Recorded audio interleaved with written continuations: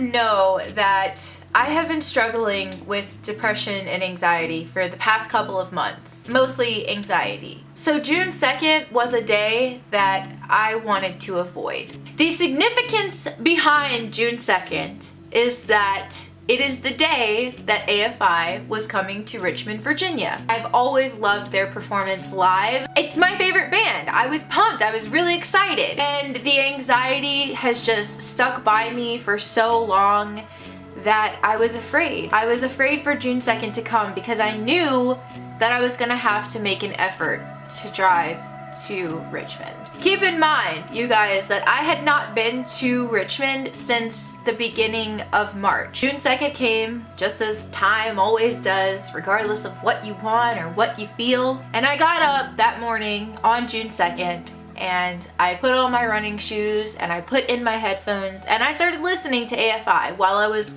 doing my morning workout. And then I realized I have to make the effort to go. I got back from my workout and I finished packing my stuff and I got into my car and I started driving to Virginia. I have been so afraid of this drive for months. It's 2.5 to 3 hours long and I just feel so trapped whenever I'm just stuck in the car for that long. I hate it. I finally made it to the Virginia border and I felt a little bit at ease. I felt like, well, I made it this far, maybe I can make it the whole way. Now we're at a point where we're just too far to turn back. Finally, you guys, I got to Richmond. It was a great feeling. The first thing I did was go to the park. I met up with a friend. We went looking for hashtag RVA rocks. But in the back of my mind, I was still thinking about this concert. My biggest fear was that I was going to make it to Richmond. I was gonna make it to Virginia, but I was not going to be able to go to this concert. It had been so long since I was around that sort of stimulation.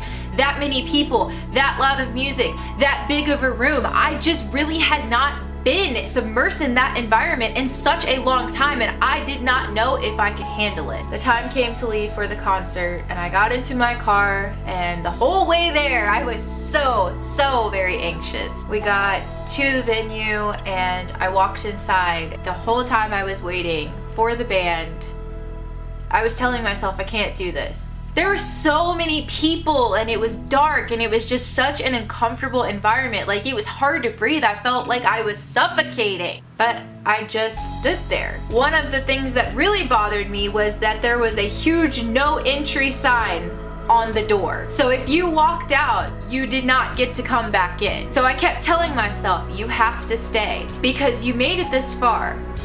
What's a couple more minutes? Finally, they finished doing the mic checks and the instrument checks, and the band came on stage and they started performing their first song. I'm standing there and I'm bobbing back and forth and I'm singing along with the music, but I'm still not 100% comfortable. I'm a little towards the back of the venue, and finally I see an opening and I go for it and I start really getting closer to the band, warming up to the crowd, and by the 5th or 6th song, I'm in the middle of the crowd and I'm jumping and I'm singing along and I'm screaming, "Woo!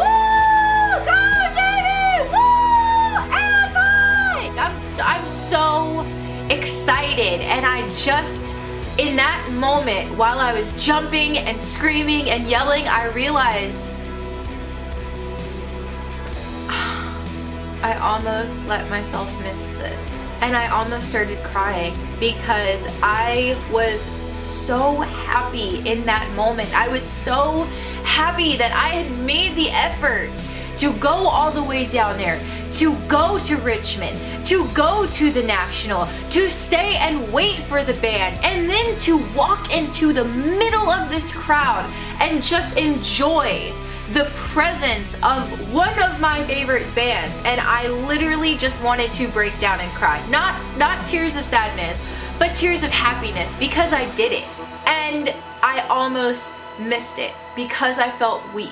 And in that moment, I felt strong and I felt happy. And it had been such a long time since I felt that. Did I have anxiety while I was jumping up and down and screaming? And yes, of course I did, but I stayed. I stayed until the very end of the concert. I was like, these are my people, man. Oh, it was so worth every minute of driving to Virginia, every anxious feeling that I felt driving to Virginia, driving downtown, driving to the National, and the drive back. It was worth it. And this video right here isn't even about AFI. I mean, it is, but it isn't. This is about the strength and the courage and putting my disabilities aside for something that I absolutely love. The next day, I spent time with my mom for Mother's Day, and I went to the park again to work out. I looked for rocks again because it actually is kind of fun. And then I decided I wanted to paint some of the rocks because I wanted to hide them. And so as hard as it is, I really just tried very hard to break through the barrier of anxiety that has really just held me down for so very long. But I just want you guys to know that sometimes you can get through it, and sometimes it is so worth the fight. And if I could do it again, I absolutely would. I guess I'm making this video as kind of a motivational video because I know a lot of people do struggle with some sort of ailment in their life, whether it's mental, whether it's physical or emotional. Man, sometimes you just have to say, I'm not gonna let things bother me and I'm gonna do the things that I love. And you know what? It's worth it in the end. And I hope that if you're struggling with a decision of whether you should go somewhere, whether you should do something, whether you should ask that person out, just do it. Just do it. Because what do you have to lose? Go out and live your life, because time is so precious and there's just not enough of it. We have to do everything we can to make moments matter. I really hope that you guys liked this video. If you did, please like the video, leave me a comment down below, and always, of course, subscribe so you can see more of this thing. I love you guys so much, and thank you for watching. Bye guys.